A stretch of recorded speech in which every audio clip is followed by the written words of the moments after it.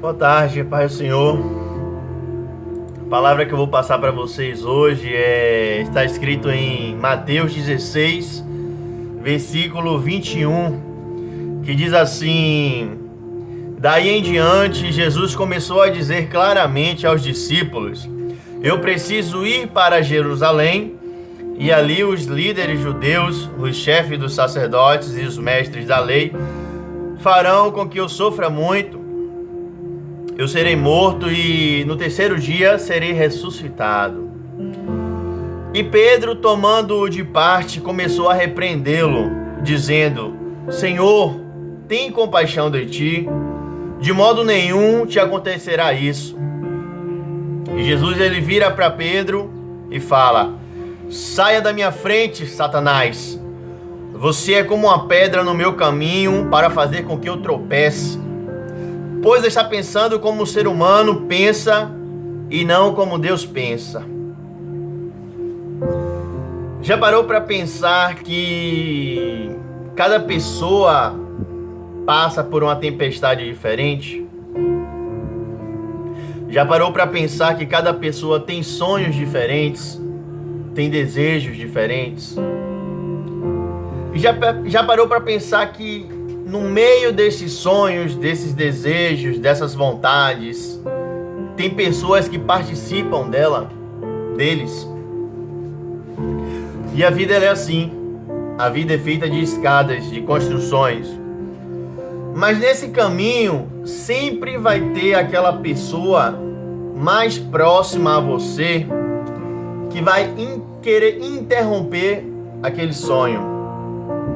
A Bíblia diz que Deus, ele entregou o seu filho como uma oferta de sacrifício. E era um sonho de Deus e um sonho de Jesus. Era fazer com que os seres humanos fossem salvos.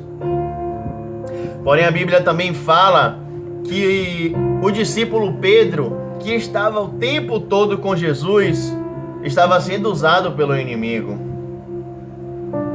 E você já parou para pensar quantas pessoas que estão ao seu redor, pessoas que são seus amigos, pessoas que almoçam com você, que vai com você para o trabalho, pessoas que vão para todos os tipos de lugares com você, e por aquela pessoa ser tão confiável, você conta os seus sonhos, os seus desejos, você conta as promessas que Deus tem feito na sua vida para essas pessoas. Mas essas pessoas que você talvez não saiba, que está ali 24 horas com você, também pode ser usada. Porque a Bíblia também relata que Satanás ele também é conhecedor da palavra. E esses próprios amigos que estão próximos a você, eles podem dar uma palavra de maldição. E como é que você tem recebido essa palavra que os seus amigos têm dado? Quando o seu amigo ele fala que você não vai conseguir chegar a tal lugar. Quando o seu amigo ele diz que o seu casamento não vai dar certo.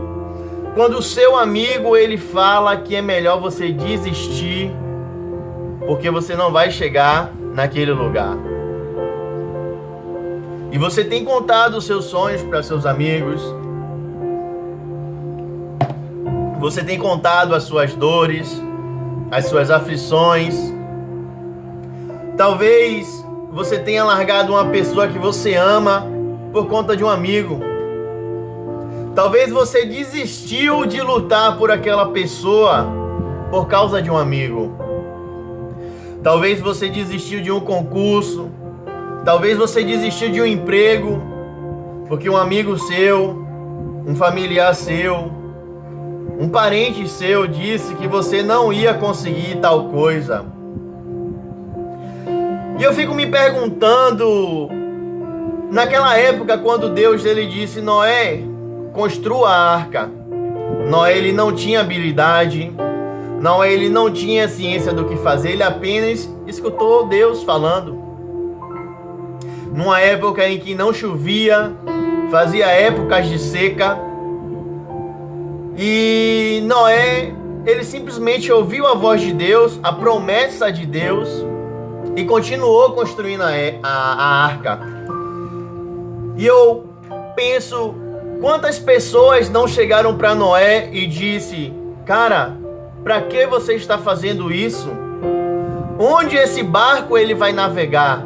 Não tem nem água. Você olha para o lado, deserto, olha para o outro, deserto. Não tem nem pessoas para carregar esse barco e colocar ele no meio do rio ou em algum lugar que tenha água. Não tinha. Mas Noé, ele escutou a voz de Deus. Ele continuou trabalhando, ele continuou ralando. Por mais que as condições não pareciam favoráveis, as coisas que ele enxergava não pareciam ser favoráveis. Ele está trabalhando debaixo de sol quente, no deserto. Óbvio que em um momento da vida dele ele se perguntou: cara, onde esse barco ele vai navegar? Mas Deus ele já tinha dito para Noé: Noé, construa a arca, porque vai haver o dilúvio. Mas Noé ele continuou ouvindo a voz de Deus. E lá em 1 Samuel, a Bíblia diz que Golias, ele estava debochando do povo de Israel. E então Davi, ele veio e falou para Golias: quem é esse ser incircunciso que debocha do Deus de Israel, o Deus vivo? E sabe o que aconteceu?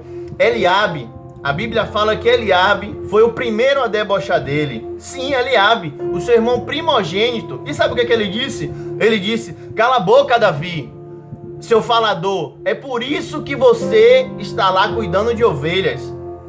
E sabe o que foi que Davi fez? Ele simplesmente ignorou. Porque a gente vive pela fé e não pelo que vê. Davi, então, ele ignorou Eliabe e foi diante de Golias e disse: você vem a mim com espadas, lanças e escudos pontiagudos, e eu venho a ti em nome do Deus vivo, o Deus de Israel, e hoje ele vai me dar a sua cabeça, ele vai dar a sua cabeça em minhas mãos, e eu te matarei, e mostrarei para o povo de Israel que há Deus em Israel, o Deus vivo, todo-poderoso, o Senhor dos exércitos. Deixe os Golias falarem, deixe os Eliabes debocharem. Uma hora eles irão ver que Deus, ele é contigo.